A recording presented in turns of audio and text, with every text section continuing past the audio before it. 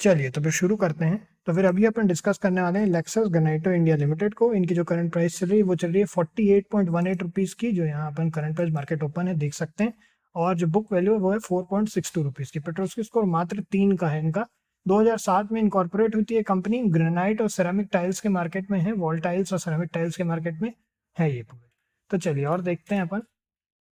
तो pros and cone से पहले बुरी चीजें देख लेते हैं। तो स्टॉक जो है 8.70 टाइम्स चल रहा है अपनी बुक वैल्यू से। कंपनी का जो इंटरेस्ट कवरेज रेशियो है वो लो है, और कंपनी ने जो है पुअर सेल्स ग्रोथ दिखाई है -2.57% की लास्ट 5 ईयर से। कंपनी का रिटर्न ऑन इक्विटी जो है वो है -32.5% लास्ट 3 ईयर से, और कंपनी जो है इंटरेस्ट कॉस्ट पे कैपिटलाइज कर रही है। कंपनी का अच्छा क्वार्टर देने की उम्मीद है, ये अच्छी चीज है। और कंपनी के जो डेटर डेज है वो इंप्रूव हुए 48.2 डेज से कम होकर के 37.8 डेज। अब यहाँ क्वार्टरली रिजल्ट की बात करें अपन, तो क्वार्टर रिजल्ट में कंपनी को लॉस हुआ है 2024 में -8.15 करोड़ का। अच्छा खासा लॉस हुआ है। उसके पहले -3.89 करोड़ का लॉस था, उसके पहले 1.07 करोड़ का। तो ओवरऑल फाइनेंसेस काफी वीक है कंपनी के। अगर अपन यहाँ पे स्टेटमेंट को भी और आगे देखें तो 17 करोड़ का लॉस है यहाँ पे इनको 2024 में। उसके पहले 12 करोड़ का लॉस था। उसके बाद 2022 में जरूर प्रॉफिट था 12 करोड़ का। उसके पहले 49 करोड़ का लॉस था। तो अगर अपन देखें यहाँ पे तो 2020 से चीजें काफी दिक्कत चल रही है कंपनी में। 2020 के बाद से यहाँ लॉसेस ही दिख रहे हैं। चलिए और देखते हैं कैश फ्लो की। अगर अपन बात करें तो 11 करोड़ का positive cash flow operating activity में, और हाईएस्ट नेगेटिव कैश फ्लो है फाइनेंसिंग एक्टिविटी में 12 करोड़ का, -12 करोड़। और एक और 11 करोड़ का यहाँ पे इन्वेस्टिंग एक्टिविटी पॉजिटिव है। तो इस तरीके से न्यूट्रल कैश फ्लो है। अगर अपन यहाँ स्टॉक होल्डिंग पैटर्न की बात करें तो 55.13% की प्रमोटर होल्डिंग है। 55.13% की प्रमोटर होल्डिंग है जो बड़ी है 52.79% से, और पब्लिक होल्डिंग जो है 44.87% की है, जो 47.21% से बढ़ करके हुई है।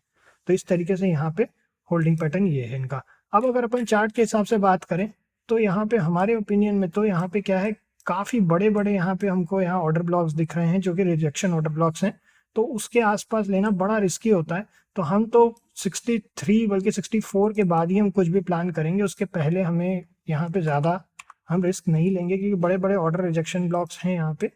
और ये जो ऑर्डर ब्लॉक्स हैं इनके देखते हुए 64 के बाद ही हम कुछ भी प्लान कर रहे हैं। प्राइसिंग चूंकि कम है तो अपने को क्वांटिटी का ध्यान रखना है। अगर आप, जैसे हमने हमेशा बोला है कि 1% का एसएल अगर आप लेकर के चलते हैं तो 1% का एसएल ही लेना है अपने को। और एंट्री के बाद में अपने को पोजीशन साइजिंग पहले से तय की हुई हो। एंट्री के बाद में 1% का एसएल लग जाएगा, उसके पहले आप अपनी पोजीशन साइजिंग का बहुत ध्यान रखें, क्योंकि कई बार ऐसा होता है कि सस्ते स्टॉक में काफ़ी ज़्यादा पोजीशन लोग बना लेते हैं। ऐसा नहीं करना है अपने को।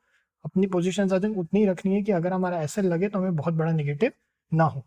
प्लस किन्हीं ने पूछा था कि एसएल और कोई तरीके से भी लगा सकते हैं क्या 1% के सिवाय। जी हाँ, आप लगा सकते हैं। मेजर पिवट को देख करके भी लगा सकते हैं और ऑर्डर ब्लॉक के बेसिस पे भी लगा सकते हैं।